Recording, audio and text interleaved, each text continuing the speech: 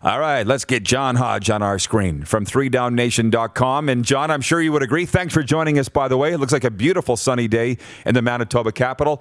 I felt the CFL Draft was fantastic. How'd you feel about it? Well, I'll say this. Last year, after the draft, we did a podcast for 3 Down with myself, Dunk, JC Abbott, and TSN's Dwayne Ford also joined us. And at the end of the call, I said, I hate to think about this, but remember the pandemic was about a month in at that point.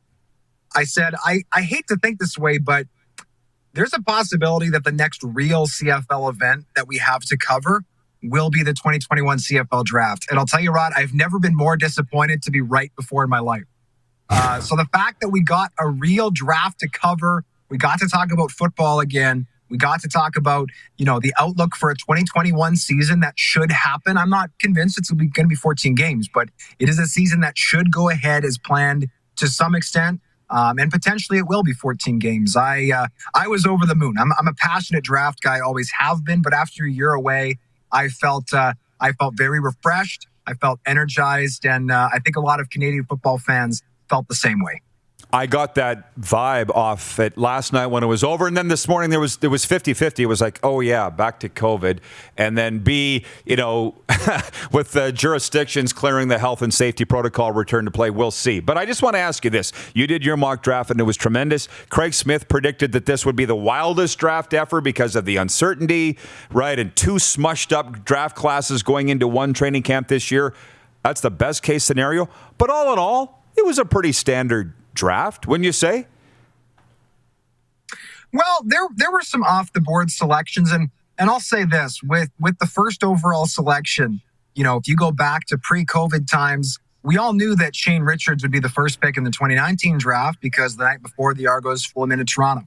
And once you're flying in a guy, word leaks pretty fast. Whereas last year and this year, obviously, with travel being exceptionally limited due to the pandemic, teams aren't flying guys in, and it's a lot easier to keep that information in-house. The Ticats kept their selection of Boston College tight end Jake Burt a secret up until the pick was announced, and it was a surprise for me. The Ticats didn't carry really any fullback tight end body types for the longest time, and they go to pick up Nikola Kalinic, a player I love out of York in the 2019 CFL Draft. He did some great things as a rookie, and they've doubled down on that. Not only did they take Jake Burt, they also took a fullback, Felix Garon-Gauthier, out of Laval, which was a surprise. So I thought there were some, considering that the CFL Draft is a unique draft from the onset this year, considering the extenuating circumstances with the futures, guys going back to school, guys in the NFL, etc.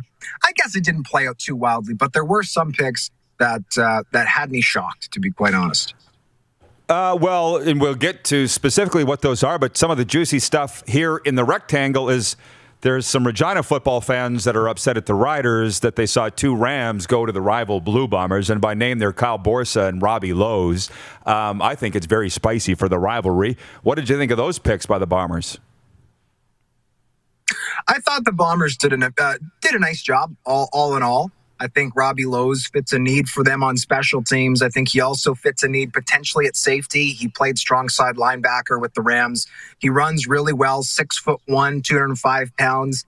The Bombers, that was their biggest area of need to me, was DB. They lost Kerfala Exume to free agency. Jeff Hecht was not retained following the Grey Cup victory in 2019. So they drafted Noah Hallett in the second round last year. I think they needed to double down on that spot. They got Retta Cramdy out of Montreal, who's another kind of youth sports strong side linebacker who projects as a special teams dynamo in the CFL with the potential to play safety. So Lowe's and Cramdy do that for the Bombers. But I'll say this, Rider Nation, you got to cut your team a little bit of slack. I thought the Roughriders had the best draft of any team last night. I thought the Riders nailed it out of the park. They got their biggest need addressed in round 1, Nelson Lacombo, the Husky.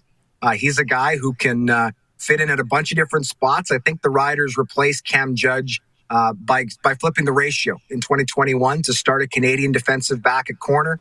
They've got Eli Buka in-house. They got Mike Edem in-house.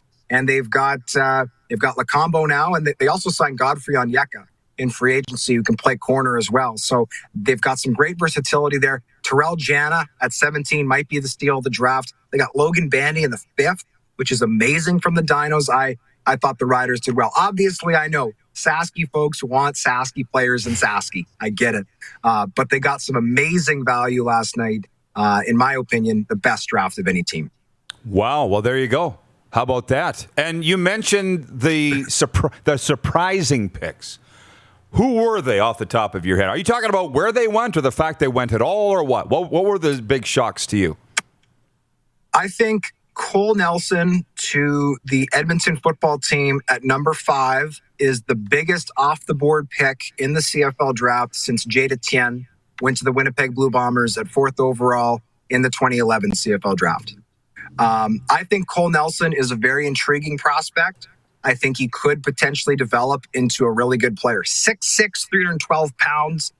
He's got great athleticism, tested fantastically in the virtual combine. But every team I talked to had him late on their draft board. Some teams had him as late as the 6th round as kind of a developmental player. Also a guy, really long arms, could potentially be converted from DT to O-line. But this is not a guy who was an all-star in Canada West. He was a rotational player along the Golden Bears defensive line. I believe it's 19 career tackles and 1 sack.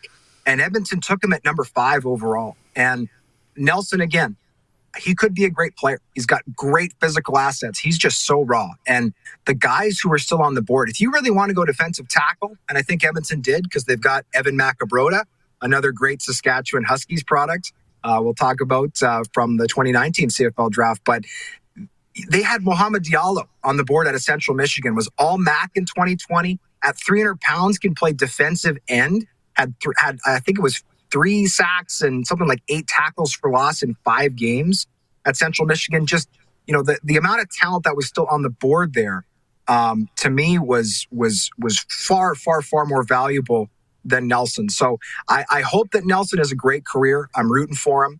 But I compare him to Jade Etienne because Bomber fans, when Winnipeg made that selection during the Joe Mack era, they didn't understand who he was. And the reality is Etienne was a guy very much like Nelson. Great size, some really good raw traits, but was a raw talent who would need to be developed. And the Bombers took him over some really good receivers. They took him over Nate Kuhorn, who went to Edmonton. They took him over Marco Iannuzzi, who went to BC. And so when those guys started to produce, Anthony Parker was in that draft as well, went 1 spot ahead to Calgary. When those guys started to produce, people in Winnipeg said, well, what about our guy? Like, why isn't he playing? And I would have to tell people, well, Jade Etienne was not drafted to be a now guy. He's in a couple years guy. And that's typically not what we see in the CFL draft. What we typically see is round 1 is either NFL caliber players who you got to wait on, or guys who are now coming out of U Sports. Cole Nelson is not that. And I just hope that Edmonton fans have that expectation for him going into his career, because he could be a great player, but he's not going to be a starter for you in 2021. Well, and some of the, a lot of people were hoping that Chuba Hubbard would end up in Edmonton with his hometown team. He's in Calgary now with the Stampeders. If he ever shows up on the CFL, a lot of people think he's going to stick with the Panthers. I assume you do too. And you know what? It's just a great story that people were curious about coming out of the draft. John, tremendous job going into the draft, during the draft, and now after the draft by you. I used all your stuff for my reference yesterday on the 3 Down Show, so thanks for your work, man. I appreciated it. I know the fans of the CFL did. So have a great day, and I appreciate the time today. Thanks, Rod. Appreciate it. All right. John Hodge joining us from 3downnation.com in the Slurpee capital. You're watching Rod Pedersen On Demand. For more of The Rod Pedersen Show, visit rodpedersen.com or follow Rod Pedersen on social media.